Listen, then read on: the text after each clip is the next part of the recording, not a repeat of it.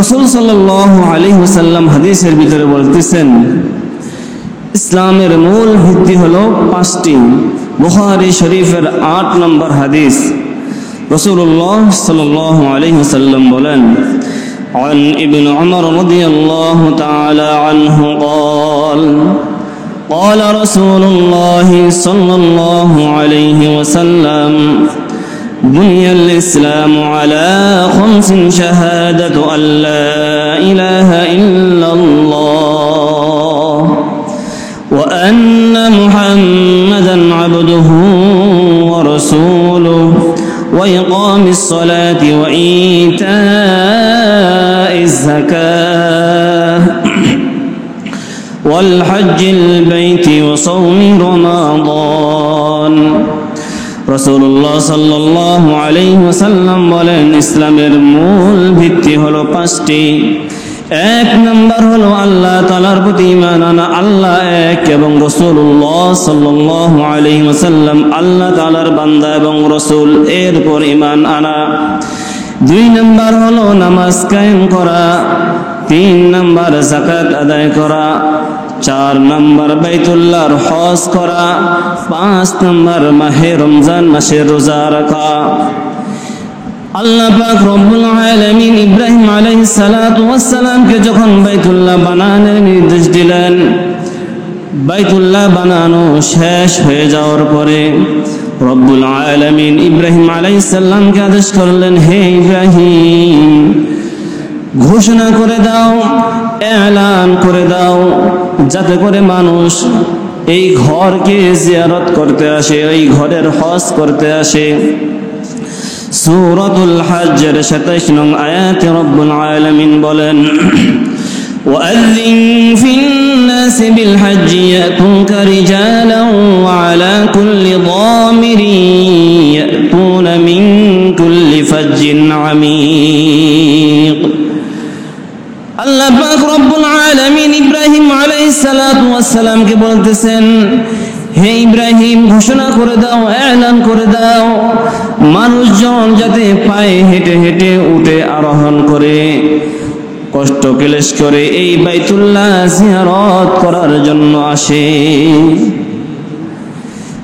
এখানে আল্লাহ তাআলা মানুষদেরকে আদেশ করলেন, ইব্রাহিম আলাইহিস সালাতু ওয়াস সালামের মাধ্যমে জানাইয়া দিলেন।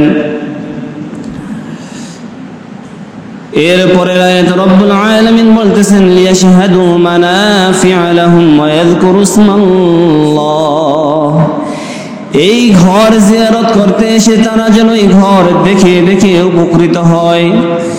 এই ঘর দেখলেও সওয়াব, এই ঘরের চারপাশ দিয়ে হাঁটলেও রব্বুল আলামিন তার আমলনামায় রহমত বর্ষিত করতে থাকেন। আল্লাহ পাক রব্বুল আলামিন সূরা আলে ইমরানের 96 নং আয়াতে বলতেছেন, ওয়ালিল্লাহি আলান নাসি হিজ্জুল বাইতি মান ইসতাতাআ ইলাইহি সাবিলা।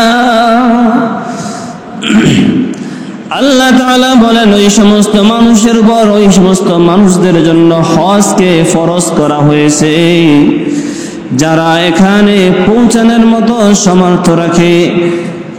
তাদের উপর আল্লাহ তাআলা এই হজকে ফরজ করে দিয়েছেন। সেখানে পৌঁছানোর মতো যারা সামর্থ্য রাখে তাদের উপর হজ কি ফরজ। এই সামর্থ্যটা কি রকম, এটা ইনশাআল্লাহ শেষে আলোচনা করা হবে। প্রায় 80% মানুষের উপর হজ ফরজ, কিন্তু কখনো চিন্তা করেন আমার উপর হজ ফরজ হয়েছে, ভাবেও না আমার উপর হজ ফরজ হয়েছে, হিসাবও করে না হজ ফরজ হয়েছে। এই জন্য এই বিষয়টা শেষ আলোচনা করা হবে।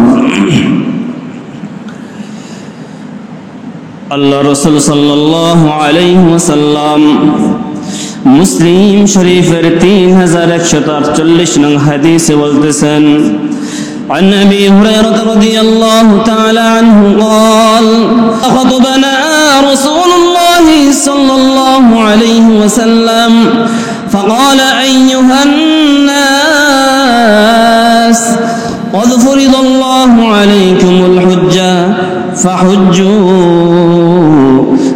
فقال رجل أكل عام يا رسول الله فسكت حتى قالها ثلاثا فقال رسول الله صلى الله عليه وسلم لو قلت نعم لوجبت ولما استطعتم আবু হুরায়রা রাদিয়াল্লাহু তাআলা আনহু বলেন রাসূল সাল্লাল্লাহু আলাইহি ওয়াসাল্লাম আমাদের সামনে একদিন ভাষণ দিলেন, এলান দিলেন, বক্তৃতা দিলেন।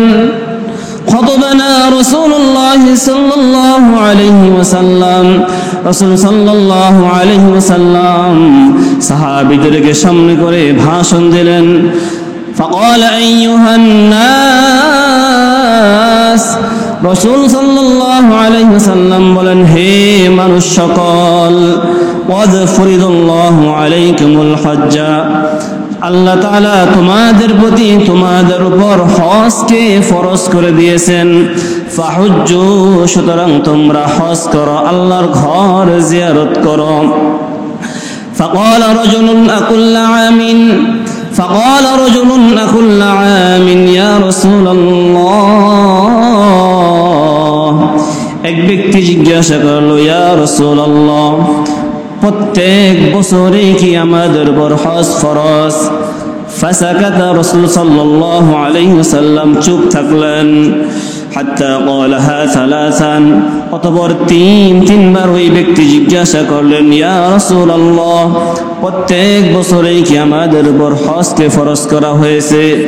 فقال رسول الله صلى الله عليه وسلم لو قلت نعم لوجبت, রাসূল সাল্লাল্লাহু আলাইহি ওয়াসাল্লাম বললেন, ওই ব্যক্তি যে তিনবার জিজ্ঞাসা করলো, আমি যদি তখন হ্যাঁ বলে দিতাম, তাহলে কিয়ামত পর্যন্ত প্রত্যেক মানুষের উপর প্রতি বছর হজ করা ফরজ হয়ে যাইত।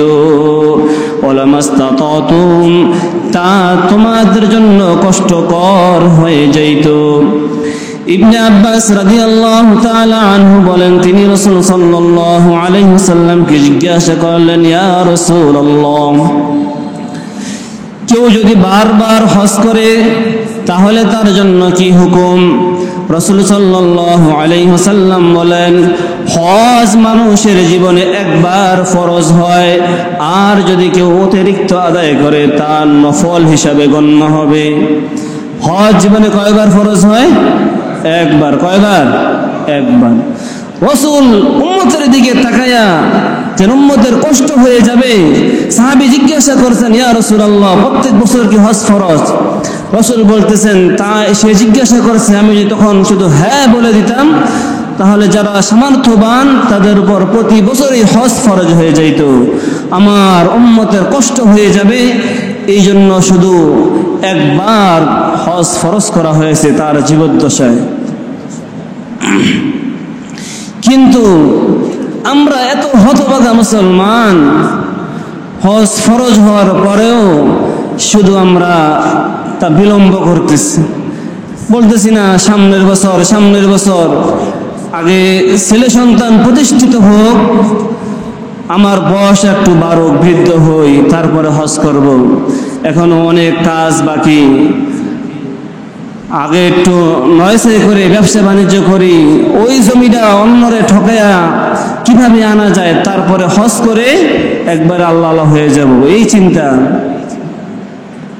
নামাজ যেরকম ফরজ, নামাজ কাজা করলে যেভাবে গুনাহ হবে, হজকে বিলম্ব করলেও ওই রকম গুনাহ হবে হজ ফরজ হওয়ার পরে। এজন্য রাসূল সাল্লাল্লাহু আলাইহি ওয়াসাল্লাম হাদিসের ভিতরে বলতেছেন, যারা এই যে এই ওয়াসওয়াসার মাধ্যমে হজকে বিলম্ব করে, দেখবেন সামর্থ্য হওয়ার পরও যদি জিজ্ঞাসা করা হয় হজ করে না কেন, সে বলে যাব সামনের বছর, আস্তে আস্তে মানে কাজ একটু গোছায় উঠি, তারপরে হজ করতে যাব। রাসূল বলতেছেন, ইবনে মাজাহ শরীফের 2883 নং হাদিস, রাসূল সাল্লাল্লাহু আলাইহি ওয়াসাল্লাম বলেন, عن ابن عباس رضي الله تعالى عنه قال قال رسول الله صلى الله عليه وسلم من أراد الحج فليتعجل فإنه قد يمرض المريض وتضل الضالة وتعرض الحاجة রাসূল সাল্লাল্লাহু আলাইহি ওয়াসাল্লাম বলেন, তোমরা যারা হজ করার ইচ্ছা করো, হজ করার সংকল্প করছো, অতি দ্রুত হজ করে ফেলো। কেননা তোমাদের কারো জানা নাই কখন তোমরা অসুস্থ হয়ে যাবা, কখন তোমাদের প্রয়োজনীয় জিনিস সামনে চলে আসবে, আবার কখন এরকম হয়ে যাবে এমন বালা মুসিবত চলে আসবে, হজ করতে পারবা না। তুমি যে খালি ভাবতেছো সামনের বছর হজ করব, তোমার তো জানা নাই সামনের বছর পর্যন্ত হায়াত পাবে কিনা। এখন যেরকম সুস্থ আছো সামনের বছর এরকম সুস্থ থাকবা কিনা এটা তো তোমাদের জানা নাই। এই জন্য রাসূল বলতেছেন, যারা হজ করার ইচ্ছা করতেছো অতি দ্রুত তারা হজ করে ফেলো। হতে পারে সামনের বছর তোমাদের সামর্থ্য থাকবে না, কিন্তু এই যে একবার হজ তোমাদের উপর ফরজ হয়েছিল, এই হজ না করে যদি তুমি মারা যাও, কাল কিয়ামতের ময়দানে এর জন্য তোমার জবাবদিহি করা লাগবে। এই জন্য হাদিসের ভিতরে রাসূল বলতেছেন, অতি দ্রুত হজ করে ফেলো। হজের ফজিলত সম্পর্কে রাসূল সাল্লাল্লাহু আলাইহি ওয়াসাল্লাম বললেন, হজ করলে কেমন ফায়দা, কেমন ফজিলত। যারা ঘুমাইতেছে তাদেরকে ডাক দিয়ে দিন, ডাক দেন সবাই ডাক দেন, ঘুমাসা যাবে না, গুরুত্বপূর্ণ বিষয়। হজের ফজিলত সম্পর্কে রাসূল সাল্লাল্লাহু আলাইহি ওয়াসাল্লাম বলেন, عن عبد الله بن مسعود رضي الله تعالى عنه قال قال رسول الله صلى الله عليه وسلم تابعوا بين الحج والعمرة فإنهما ينفيان الفقر والذنوب। আমাদের ভিতরে অনেকের ধারণা যে হজ করলে সম্পদ কমে যাবে, হজ করলে অভাব অনটন চলে আসবে, টাকা পয়সা কমে যাবে। এই চিন্তাই যে মানুষ হজ করে না, ঠিক কিনা বলেন? যে হজ করলে 5 লাখ 6 লাখ 7 লাখ টাকা শেষ হয়ে যাবে, এই চিন্তায় কি করে না, হজ করে না, সে এটাকে জরিমানা মনে করতেছে। অথচ হাদিসের ভিতরে রাসূল সাল্লাল্লাহু আলাইহি ওয়াসাল্লাম বলেন, তাবিউ বাইনাল হজ্জ ওয়াল উমরা فإنهما ينفيان الفقر والذنوب। হে মুসলমান, তোমরা পরস্পর পর হজ করতে থাকো, হজের পর উমরা করতে থাকো, উমরা করতে থাকো। কেননা যে ব্যক্তি হজ করবে, রব্বুল আলামিন তার সংসার থেকে, তার ফ্যামিলি থেকে অভাব অনটনকে দূর করে দিবেন। সুবহানাল্লাহ বলা যাবে না? খেয়াল করে শুনেন না, আমাদের যাদের চিন্তা ভাবনা যে হজ করলে অভাব অনটন আসবে, সম্পদ কমে যাবে, রাসূল বলতেছেন হজ করলে অভাব অনটন আসা তো দূরের কথা, বরঞ্চ অভাব অনটন দূর হয়ে যাবে। কিন্তু আমাদের চিন্তা ভাবনা পরিপূর্ণ হাদিসের বিপরীত, পরিপূর্ণ আল্লাহর আইনের, আল্লাহর হুকুমের বিপরীত আমাদের চিন্তা ভাবনা। এই জন্য এই হাদিস শোনার পরে যাদের ভিতরে, যদি কারো ভিতরে এখনো চিন্তা থাকে যে হজ করলে এই টাকাটা আমার নষ্ট হয়ে যাবে, বিফল হয়ে যাবে, তাহলে তার ঈমান পরিপূর্ণ হয় নাই, কারণ রাসূলের হাদিসের প্রতি তার ঈমান পরিপূর্ণ আসে নাই। এই জন্য তার মনের ভিতরে এখনো এই চিন্তা ভাবনা রয়ে গেছে। যাদের সমর্থ হয়েছে সাথে সাথে হজ করে নিতে হবে, এই চিন্তা মনের ভিতরে রাখা যাবে না। তাহলে বলতেছিলাম, তাবিউ বাইনাল হজ্জি ওয়াল উমরাতি ফাইন্নাহুমা ইয়ানফিয়ানিল ফাকর ওয়াজ যুনুব। হজ করলে 1 নাম্বার ফায়দা, সংসারে যদি অভাব অনটন থাকে আল্লাহ তাআলা অভাব অনটনকে দূর করে দিবেন। 2 নাম্বার ওয়াজ যুনুব, গুনাহ খাতাসমূহ মাফ করে দিবেন। কেমন গুনাহ মাফ করবেন?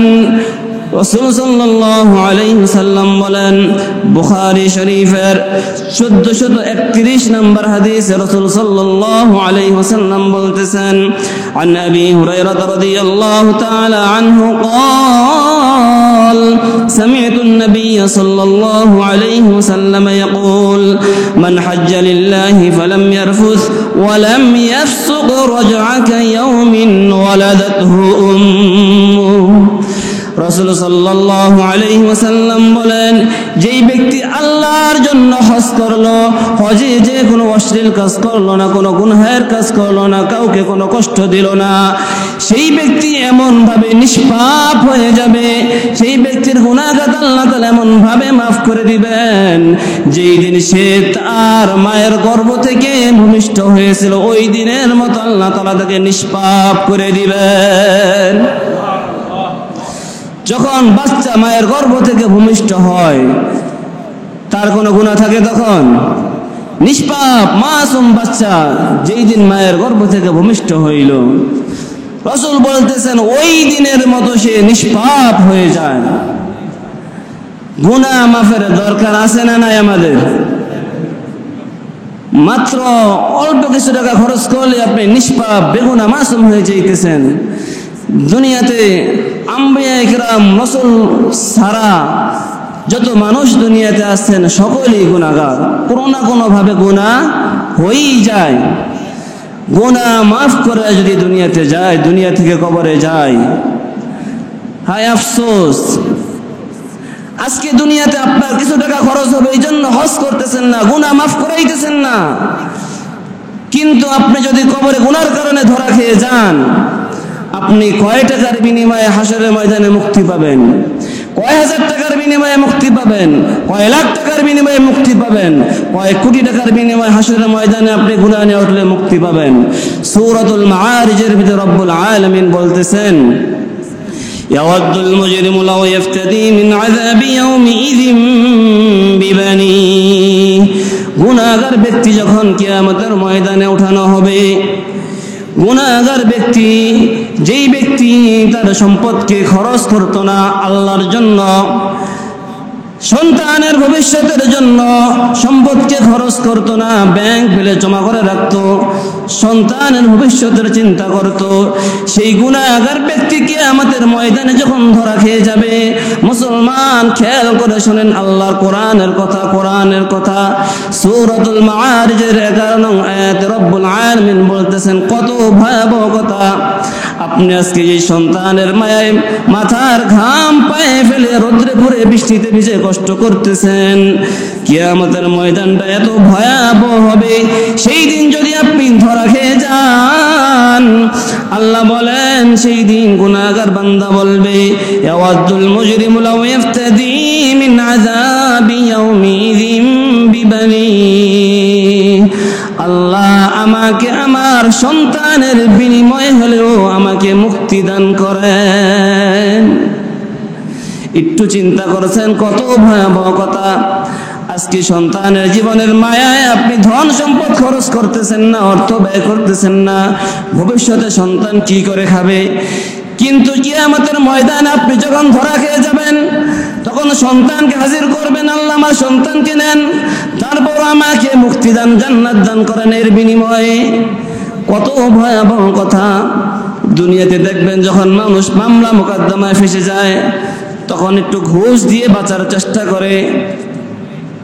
প্রথমে কিছু টাকা অফার করে, মনে করেন 1 লাখ টাকা অফার করলো, তারপরও উকিল সাহেব মানতেছে না, এরপরে বলে 2 লাখ, 4 লাখ, 5 লাখ, আস্তে আস্তে কি করে বাড়তে থাকে, যাতে সে তাকে কি করে দেয়, খালাস করে দেয়। ঠিক তদ্রূপ কিয়ামতের ময়দানে বান্দা বলবে, আল্লাহ আমার সন্তানকে নিয়ে নেন, তারপর আমাকে মুক্তি দান করেন। আল্লাহ তখন কোনো জবাব দিবেন না, অতঃপর আবার বলবে ওয়াসাহিবাতিহি ওয়া আখিহি। রব্বুল আলামিন তাও যদি না হয়, আমার প্রাণের হৃদয়ের স্ত্রীকে নিয়ে নেন, এই স্ত্রীর বদলে হলেও আমাকে মুক্তি দান করেন। রব্বুল আলামিন তখন কোনো কথা বলবেন না। ওয়া সাহিবাতিহি ওয়া আখি। 3 নাম্বার বলবেন আল্লাহ তাও যদি না হয় আমার ভাইকে নিয়ে নেন, এরপরে আমাকে মুক্তি দেন। রব্বুল আলামিন তখনও কোনো কথা বলবেন না। 4 নাম্বার বান্দা বলবে ওয়াফাসিলাতিহি আল্লাতী তুই, আমার পরিবার পরিজন যারা আছে তাদেরকেও নিয়ে নেন, এরপরে আমাকে মুক্তি দান করেন। রব্বুল আলামিন তখন কোনো কথা বলবেন না। তখন গুনাহগার ব্যক্তি বলবে ওয়ামান ফিল আরদি জামিআ, আল্লাহ এরপরও যদি না হয় আপনি আসমান এবং জমিনের মাঝে দুনিয়ার ভিতরে যা কিছু আছে সব কিছু নিয়ে নেন, তারপরে আমাকে মুক্তি দান করেন। রব্বুল আলামিন বলেন কাল্লা, কখনো নয়, কখনো নয়, এখন আর সম্ভব না। আপনার এখনকার 5-6 লাখ টাকা এই সমস্ত দুনিয়ার থেকে কি বেশি দাম নাকি? আপনি সমস্ত দুনিয়া অফার করবেন তারপর আল্লাহ বলবেন কাল্লা।